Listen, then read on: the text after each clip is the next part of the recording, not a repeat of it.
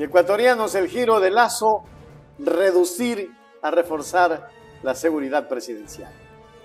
En una sorprendente vuelta de eventos, el presidente Guillermo Lazo, quien en 2021 implementó medidas para limitar la protección estatal a exmandatarios, parece haber cambiado de dirección.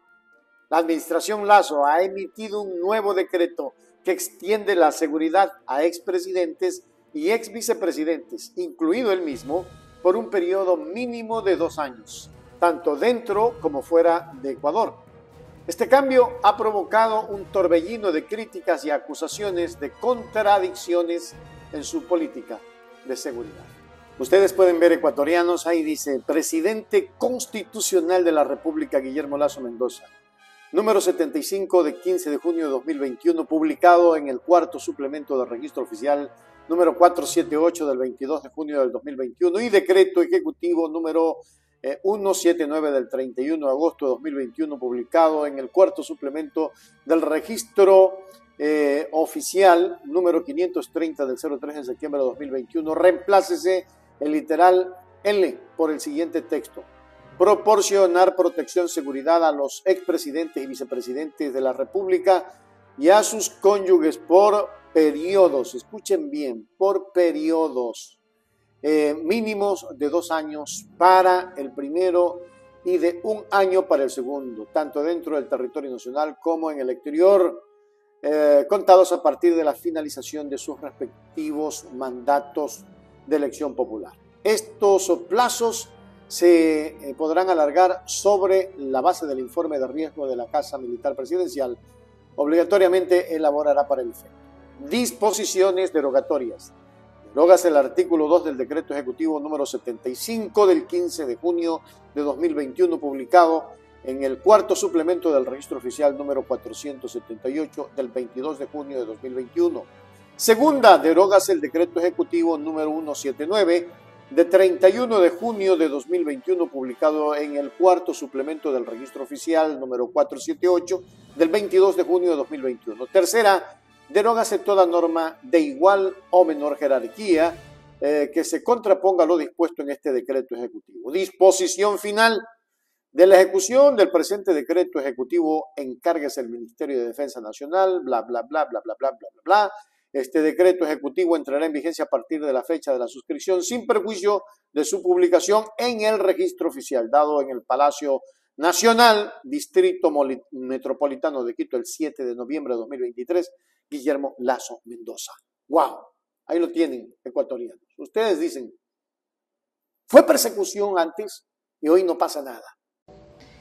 Y porque tú y yo y todo el país podemos estar en medio de la total inseguridad, pero ¿saben quién no? Guillermo Lazo, que va a tener durante 2 años, después de que salga del cargo, seguridad total dentro y fuera del país. Así es, porque decidió mediante decreto presidencial aumentarse el tiempo de custodia y de cuidado. Esto está a cargo de la Casa Militar, que ahora le va a tener que brindar seguridad por 2 años, 2 años.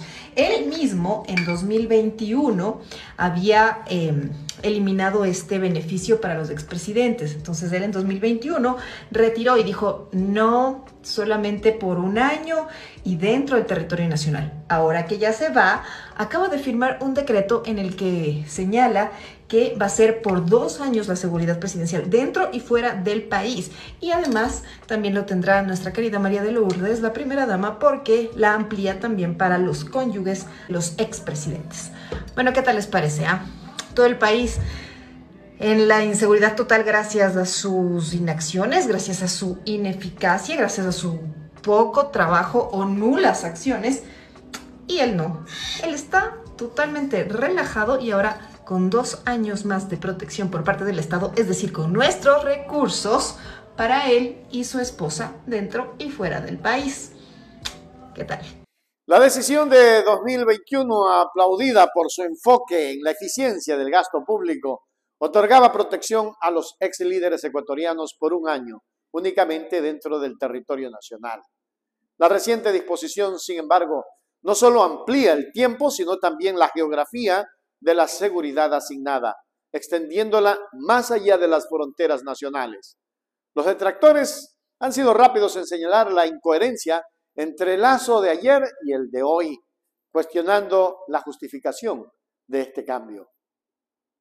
Mientras que el gobierno sugiere que preocupaciones de seguridad serias, incluyendo referencias a la mafia albanesa, están detrás de esta ampliación, la opinión pública se muestra escéptica. La supresión de la seguridad al expresidente Rafael Correa y el ex vicepresidente Jorge Glass bajo el mismo decreto en 2021 ha sido recordada por los críticos como una decisión politizada y la reciente protección ampliada como un acto de autopreservación. Qué lástima, ¿no? O sea, en el tiempo de Glass y Correa hay que suspenderlos ahí, que se vayan para el carajo. Ahora, como yo soy el presidente, bueno, tengo que autoprotegerme. ¿De qué? ¿De qué? Es la pregunta. En resumen, la ironía de la situación no ha escapado al ojo público con el presidente Lasso, blindándose con las mismas medidas de seguridad que antes había restringido.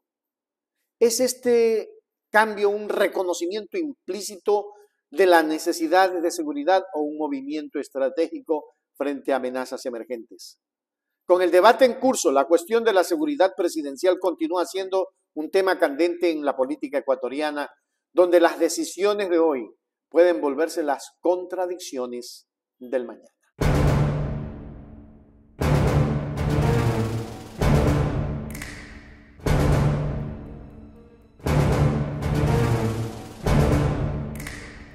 Marcha por la dignidad. Conagopare reclama millones en deudas al gobierno. En un clamor unificado que resonó en las calles de Ecuador, Lady Cedeño, vicepresidenta del Consejo Nacional de Gobiernos Parroquiales Rurales del Ecuador, Conagopare, articula la frustración y la urgencia de las juntas parroquiales. La vicepresidenta, junto con la organización, alza la voz contra un déficit crítico.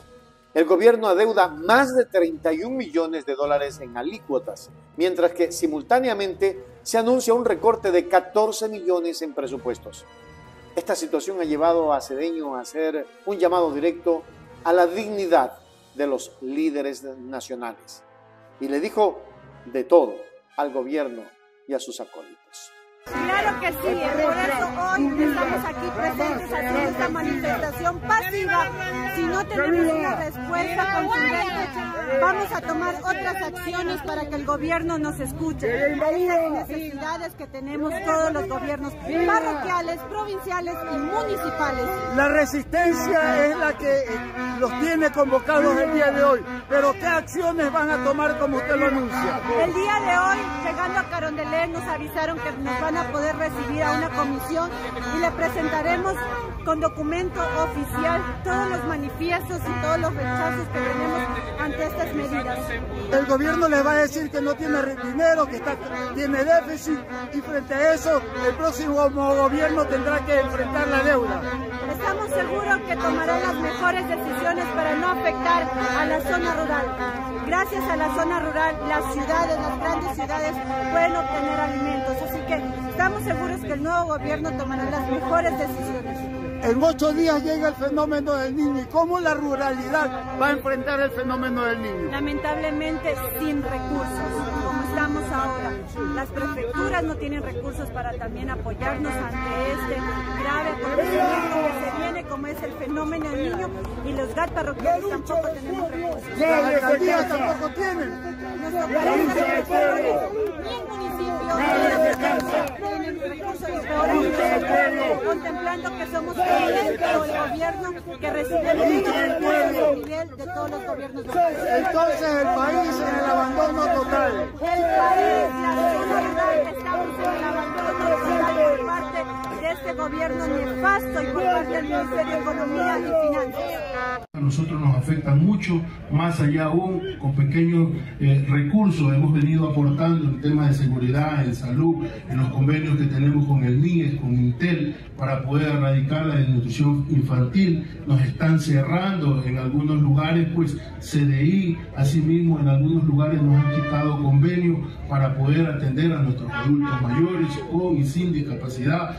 Eso es muy lamentable. Asimismo, los puntos de encuentro que existen, en vez de aumentar, están quitándonos esos puntos de encuentro para poder desarrollar también a nuestra juventud y que puedan tener acceso hacia la educación. Presidente, ¿cuánto es el monto exacto del que le deuda al gobierno nacional a las quintas? Bueno, hasta el momento son 2 meses, estamos en el tercer mes, pasa de 31 millones de dólares, es lo que nos están adeudando de las 2 alícuotas, pero el recorte presupuestario pues supera los 14 millones de dólares a todos los gobiernos parroquiales. Presidente, ¿conoce tal vez si existe ya algún... Sin recursos no podemos hacer nada, declara Lady Cedeño en un tono que refleja tanto desesperación como determinación e indignación. El gobierno liderado por el presidente Guillermo Lasso y su administración financiera se enfrenta a la presión creciente de las juntas parroquiales rurales. Mientras tanto, Pavel Cantos, presidente del CONAGOPARE, subraya la magnitud de la deuda gubernamental que asciende a una cifra asombrosa y marca el ritmo de una marcha pacífica hacia el Palacio de Carondelet. Los manifestantes encabezados por Lady Cantos buscan no solo el reembolso de fondos, sino también el respeto y la atención que sus comunidades merecen y que Lasso y Moreno han dejado allí como si ellos no existieran.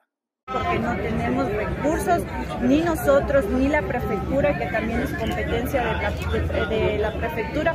¿Cómo quiere el gobierno que podamos ayudar a su gestión, que podamos ayudar a la ciudadanía sin recursos? Sin recursos no podemos hacer nada, señor Guillermo Lasso, señor ministro de Economía y Finanzas, por favor, tenga un poquito de dignidad con toda la ciudadanía de nuestro país. Del 5% en algunas parroquias, algunas ciudades, pero también te llega al 15% de Así es, varía un poco, lo cual tampoco no entendemos porque algunas parroquias han tenido una reducción del 5% y a otras, por ejemplo en Santo Domingo en su mayoría tenemos una reducción del 10% y algunas suman hasta el 13-15%. Entonces no entendemos la explicación exacta si esto es a dedo o de pronto tienen una justificación, pero no nos mencionan, no nos comunican, no podemos conocer cuál es el justificativo que ellos puedan presentar. Y ya antes La tarde avanza y los pasos de los manifestantes buscan eco en los pasillos del poder. La marcha de las juntas parroquiales hacia el Palacio de Carondelet es más que una demanda económica. Es un grito por reconocimiento, un llamado a la acción y a la sociedad civil. Un llamado a sus líderes que esperan una respuesta que trascienda las promesas y se materialice en hechos. Mientras la vicepresidenta del CONAGOPARE espera una luz verde, el país observa, anticipando el próximo movimiento del gobierno en este ajedrez político y social. La gente, como Lady y como el presidente del CONAGOPARE, están cansados de rogar y el pueblo ya se ha comenzado a manifestar. Es hora. El país necesita muchísimo de nuestros líderes para conseguir los recursos y los presupuestos para la dignidad que tanta falta hacen en el Ecuador.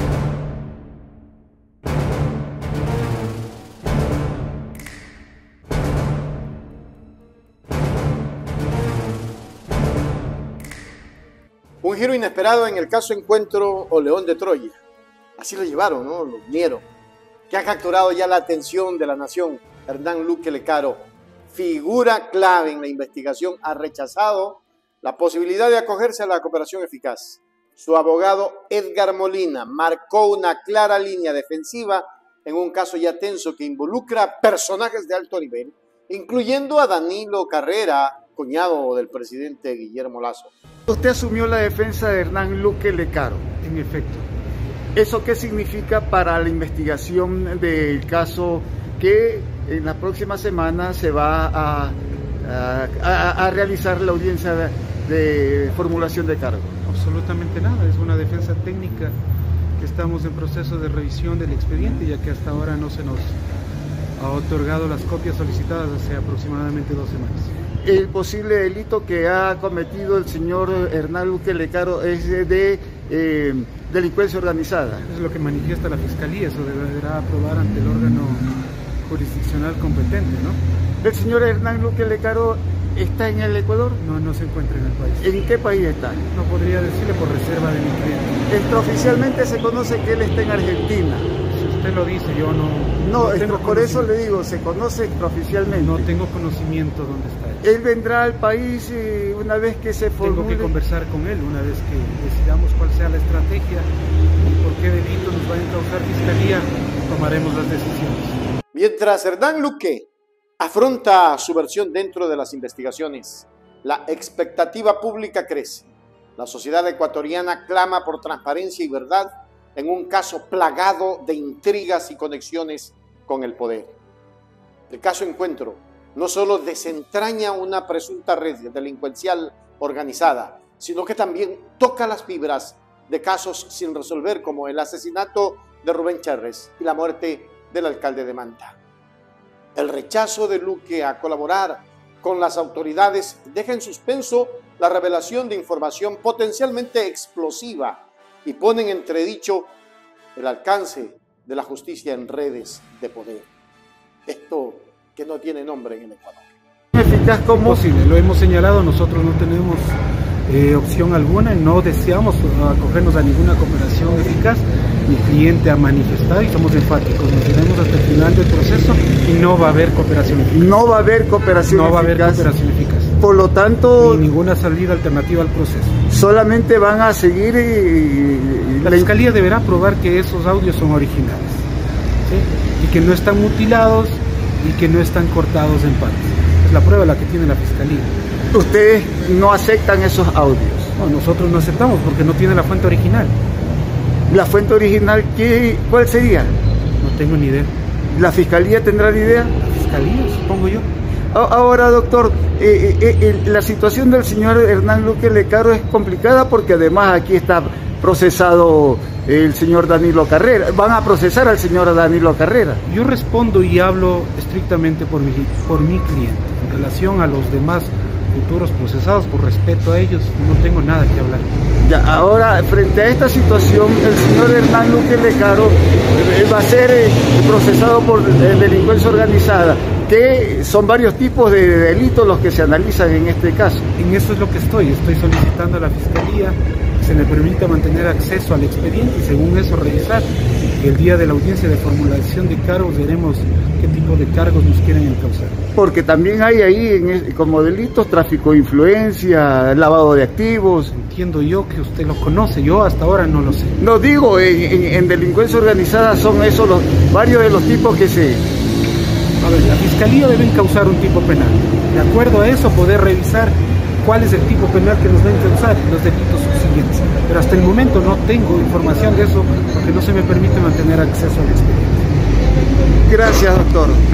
Y en resumen, mientras la trama del caso Encuentro sigue desplegándose en el país, se mantiene a la expectativa en los próximos movimientos legales.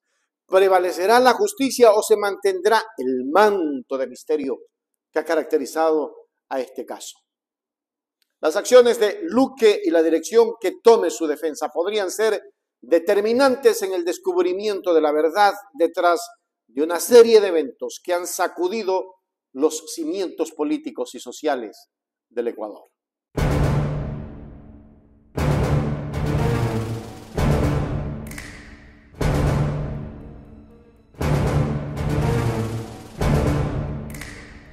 Ecuatorianos, movilización nacional. CONAIE y Leonidas Issa desafían el decreto 754 de Guillermo Lasso. La atmósfera política en Ecuador se tensa a medida que Leonidas Issa, líder de la Confederación de Nacionalidades Indígenas del Ecuador, CONAIE, pone en la mira las políticas gubernamentales de Guillermo Lasso. La controversia se centra en el decreto 754 que Issa y sus aliados denuncian como inconstitucional, Con el respaldo de pueblos originarios, nacionalidades y organizaciones como el Frente Nacional Antiminero, CONAIE se prepara para un enfrentamiento legal y social por lo que consideran una infracción a la Carta Magna del país. Si en la Corte Constitucional falla a favor del pueblo, de las comunidades, de los territorios, entonces volvemos nuevamente a poner como una demanda central en el Estado ecuatoriano, si se trata de regular un derecho humano, un derecho en la Constitución, debe ser vía ley. Entonces, todas las comunidades debemos construir la ley de consulta previa, libre e informada, pero también la ley ambiental. ¿Para qué? La consulta ambiental, porque no es un problema solo de los movimientos indígenas o de los territorios indígenas. Entonces hay que construir una normativa que respete las vocerías de todos los territorios, queridos compañeros. No nos van a venir a dar haciendo. Nosotros tenemos que construir a partir de nuestra realidad, queridos compañeros y compañeras. Quiero llamar a la unidad. La única forma de enfrentar el embate de estas políticas es con la unidad, es con la capacidad organizativa. Si no la tenemos, simplemente ven como ciudadanos individuales. Aquí hay ciudadanos colectivos sensibilizados, pero también somos sujetos colectivos de derechos, los pueblos y nacionalidades. Por eso queremos saludar a todos los hermanos, no siendo bases de la CONAIE, pero estamos articulando y coordinando en el Frente Nacional Antiminero, queridos compañeros.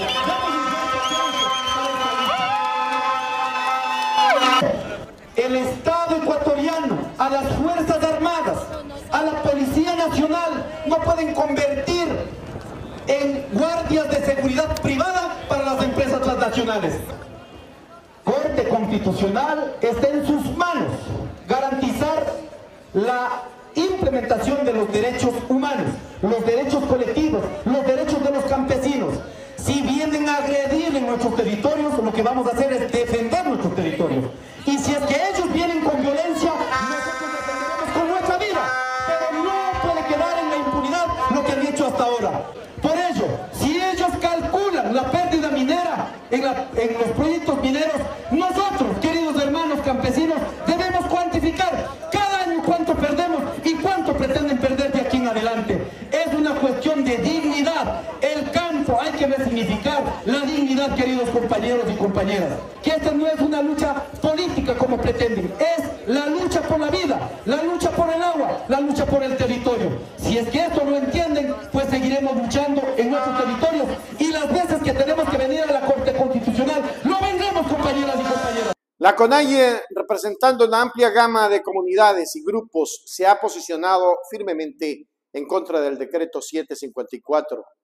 Con acciones coordinadas busca llevar su reclamo ante la Corte Constitucional de Ecuador, exigiendo que se reconozca la inconstitucionalidad de las medidas implementadas por el gobierno de Lasso.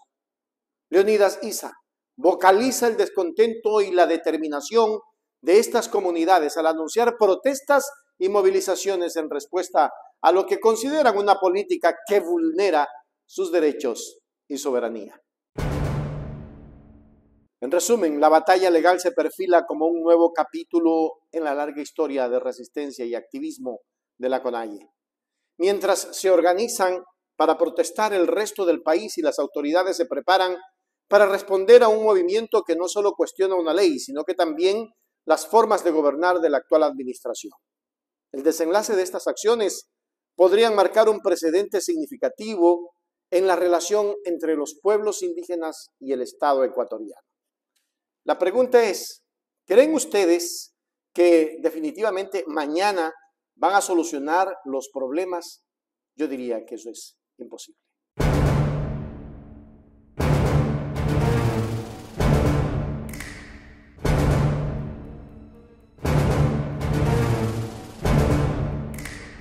Y ecuatoriano Sanderson Boscan refuta acusaciones de manipulación de audios en el caso Gran Padrino, caso del encuentro, como le puso la señora fiscal.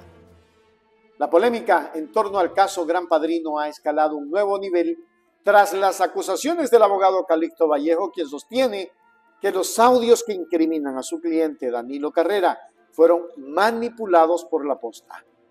Respondiendo a estas graves imputaciones, Anderson Boscan de La Posta y en representación de este medio, ha salido al paso para aclarar la situación. Boscan argumenta que la edición de los audios se realizó con fines periodísticos, con el objetivo de hacer la información accesible y comprensible para el público, diferenciando claramente entre editar y manipular. No me digan que se acaban de enterar que parte del oficio del periodismo es editar. Que yo sé que para la gente poco leída puede ser lo mismo que manipular, pero es que el castellano no tiene dos palabras iguales. Te pueden sonar parecidas, pero no son lo mismo. Editar se hace en el periodismo para darle un tratamiento periodístico a algo. Es decir, que manteniendo su esencia, lo haces presentable, digerible y consumible para una audiencia. Porque una conversación de 3 horas, evidentemente, no es un material periodístico. ¿Cómo lo editas? Seleccionando la parte pertinente para hacer mostrar a la audiencia. ¿Es eso manipular? No, no es eso manipular. Manipular sería agarrar diversas palabras de este programa para hacerme decir Guillermo Lasso es el mejor presidente de la historia. Y juntando pedacitos, pues podrías hacerlo. Eso es una manipulación, además de una edición. Pero editar con fines periodísticos, un solo ilícito es brío. Solamente un ignorante presentaría un audio de 3 horas, pudiendo presentar un audio de 1 minuto 30 segundos que dice lo importante. Más allá de eso, y me parece mentira que tenga que explicar estas cosas. Escuché también que el señor Calixto Vallejo decía en esta entrevista que yo había dado una versión día lunes, que es cierto, él no estuvo en esa versión, estuvo un abogado apellido Lasso, defendiendo al señor Carrera Tuet, en la que decía que yo básicamente dejaba esto en manos de la Fiscalía, es decir, la designación de quien era responsable en qué grado de participación. Y por supuesto que sí. Yo periodísticamente les puedo decir muchas cosas, como las he dicho ya, con mi cara, con mi nombre, con mi firma de responsabilidad, atendiendo las demandas del señor Danilo Carrera, las que han sido entregadas, las que están por venir. Nos vemos en el tribunal que usted quiera, Danilo. Lo voy a ganar en todos, porque me asiste la verdad.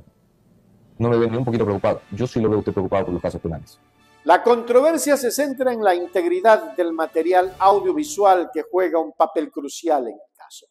Boscan enfatiza que la edición fue un proceso cuidadoso diseñado para resumir y destacar los puntos más importantes del contenido, sin alterar el mensaje fundamental ni el contexto en el que se dieron las declaraciones. Esta práctica es común en el periodismo para adaptar el material a formatos breves y directos, adecuados para la difusión mediática. Boscan asegura que, a pesar de la edición, el núcleo de la evidencia permanece intacto y mantiene su valor informativo sin caer en la manipulación. ¿Qué es lo que tiene la Fiscalía? La Fiscalía tiene unos audios, ¿verdad? Y esos audios que fueron hechos públicos por un medio digital, le preguntamos al principal de este medio digital cuando va a rendir su versión que cómo él obtuvo esos audios y nos dijo que habían llegado a sus manos a través de una fuente que él protegía y cuyo nombre no nos iba a dar, que le había entregado un pendrive. Cuando le preguntamos, entonces usted puede entregar ese pendrive a la Fiscalía. ¿Por qué? Porque eso a los abogados en una pericia nos permite establecer cuándo fue realizada esa grabación, si esa grabación fue editada o no fue editada, inclusive si fue realizada por inteligencia artificial y ninguna de esas personas intervinieron. El principal de este medio de comunicación, ¿qué es lo que nos dice? No, sabes que yo destruí ese audio. ¿Pero cómo puedes destruir una prueba? Bueno, pues la destruyó, lo ha dicho, está en los documentos que constan en la Fiscalía. Y lo más grave de esto aquí es que le digo, bueno, pero usted nos ha manifestado que en esos audios intervienen además otras personas, entre esas la persona que grabó los audios. Y él nos dice, sí, efectivamente, ahí hay otras personas. Le digo, pero en las grabaciones no aparece. No, es que esos audios están editados porque yo tenía que proteger a mi fuente y entonces edité los audios. Entonces, cuando un audio está editado, ¿verdad? Ya no tiene ningún valor, y no tiene ningún valor porque usted ya no conoce el contexto y pudo haber sido cortado una parte pegado con otra y resulta que las oraciones que ahí aparecen no son las que se dijeron en ese momento. Entonces ya, digamos, no tenemos el original, no está editado el que... Pero lo más grave de todo esto no es lo que sucedió con el medio digital, que finalmente es un medio digital y puede hacer lo que le da la gana.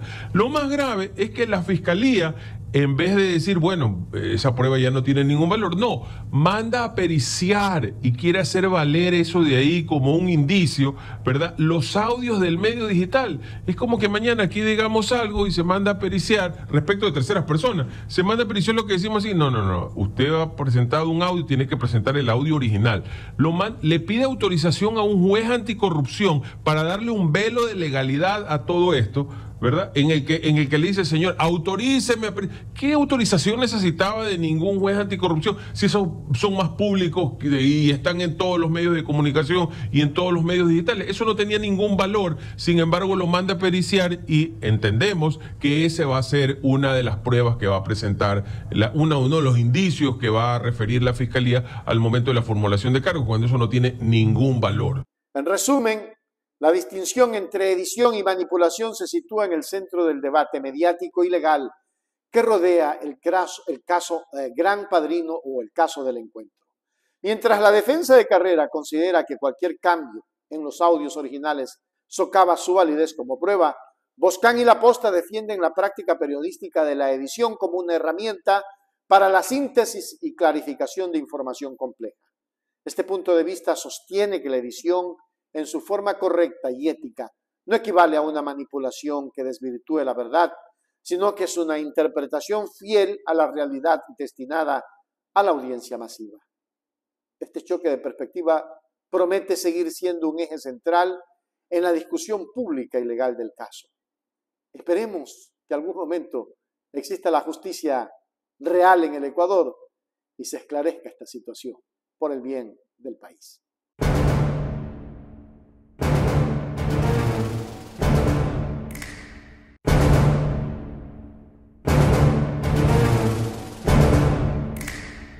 Y Ecuador, controversia en el caso Encuentro, destrucción de audios, virtualmente entre comillas, según el abogado, compromete la evidencia.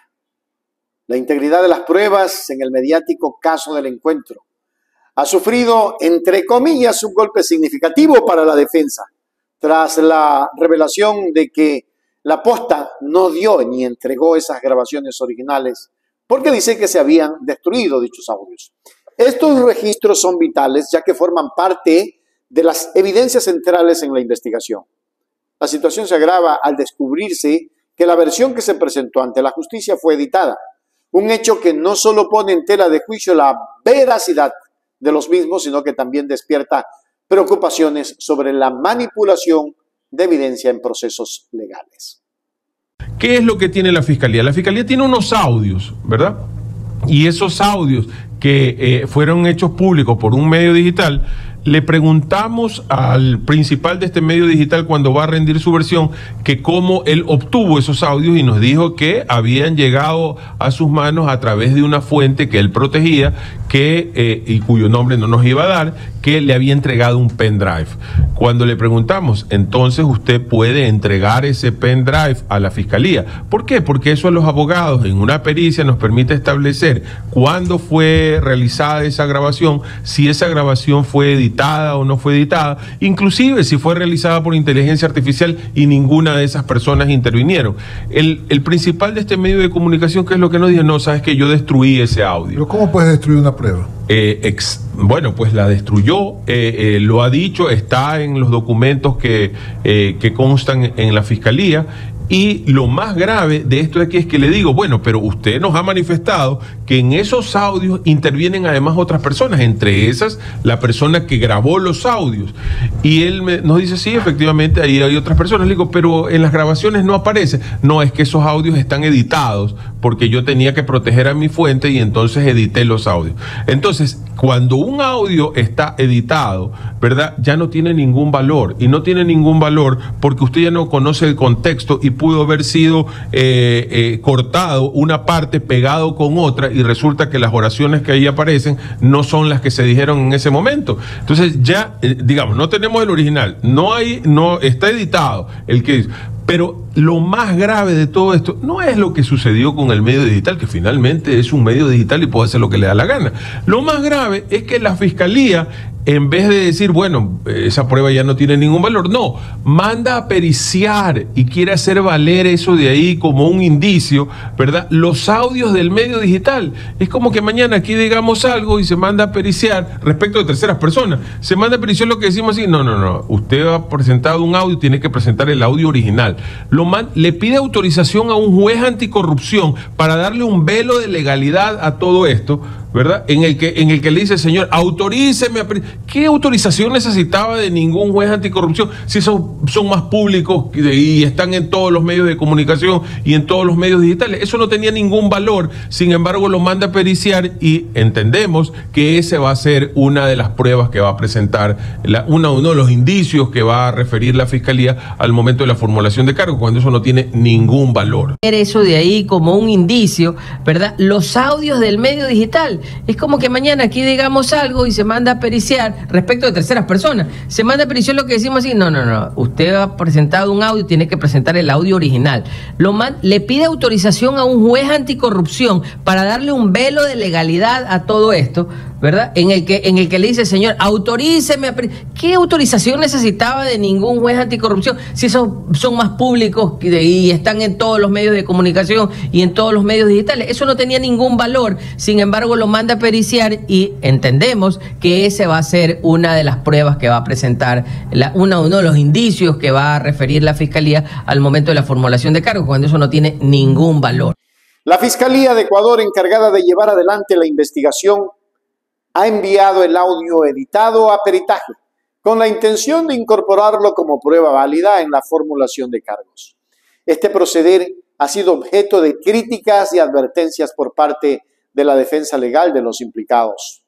Calixto Vallejo, abogado del reconocido Danilo Carrera, ha sido particularmente vocal al advertir sobre las implicaciones legales de dicha manipulación. Según Vallejo, el valor legal del audio queda completamente anulado por la alteración de su contenido original, poniendo en entredicho cualquier conclusión que de éste se derive. En conclusión, la credibilidad de las pruebas en el caso Encuentro está ahora bajo escrutinio. La defensa sostiene que el uso de un audio editado como evidencia en un juicio no solamente es éticamente cuestionable, sino que además carece de fundamentos legales sólidos. El equipo legal de Carrera insiste en que tal acción corrompe el proceso de justicia y demanda que se tomen medidas para rectificar la situación. Este incidente subraya la importancia de la cadena de custodia y la integridad de las pruebas en cualquier procedimiento legal. Aspectos fundamentales para la confianza en el sistema de justicia y la garantía de un juicio justo. La pregunta del millón: tanta defensa para el señor Carrera y realmente hay más que evidencias. Pero dejemos que una justicia venga y solucione el problema, porque de la que tenemos, en particular, yo tengo dudas.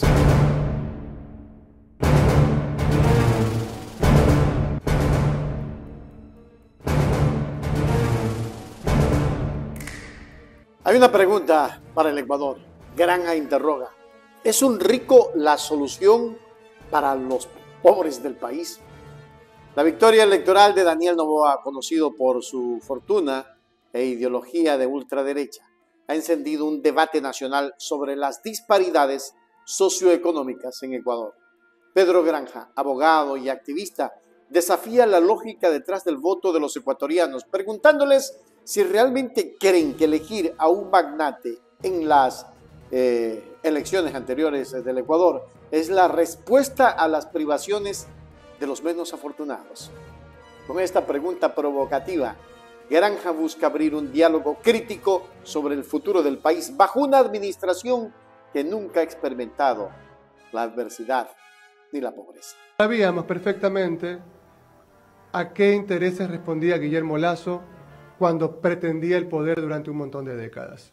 Sabíamos perfectamente que había sido ministro de Yamil Mahuad, el gobierno del feriado bancario. Y sabíamos perfectamente que había sido ministro de Lucio Gutiérrez.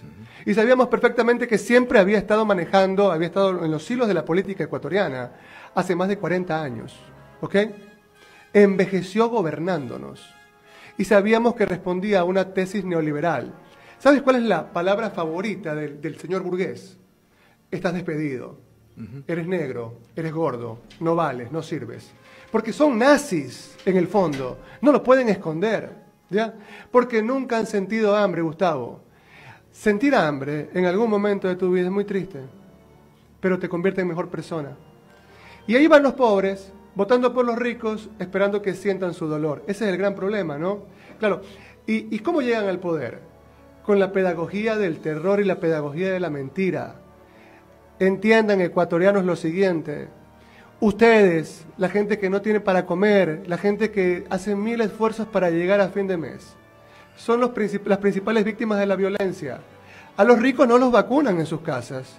En las grandes empresas, ¿ustedes creen que, por ejemplo, con una bananera llegan los vacunados? En un país marcado por la desigualdad, la elección de un líder que no ha vivido ajeno a las penurias comunes, como el hambre y la falta de acceso a la medicina, ha provocado consternación entre sectores de la población. Pedro Granja se hace eco de este sentimiento y argumenta que las políticas de derecha previstas podrían profundizar la brecha entre ricos y pobres. En una serie de apariciones públicas y declaraciones apasionadas, Granja intenta concientizar a la ciudadanía sobre las posibles consecuencias económicas y sociales de las medidas que se avecinan. Con la promulgación de nuevas políticas económicas en el horizonte, el mensaje de Pedro Granja resuena como una llamada a la reflexión para todos los ecuatorianos. El debate que ha iniciado no es solo sobre la idoneidad de Daniel Noboa como presidente, sino también sobre la dirección que tomará Ecuador en los próximos años. La discusión está abierta. ¿Puede un líder de cuna de oro representar y mejorar genuinamente la vida de los más necesitados? La respuesta del pueblo ecuatoriano a esta interrogante definirá el legado de esta elección en la que ganó Daniel Noboa. Pero esperemos que solucionen los problemas que hay en el país, porque son extremadamente graves.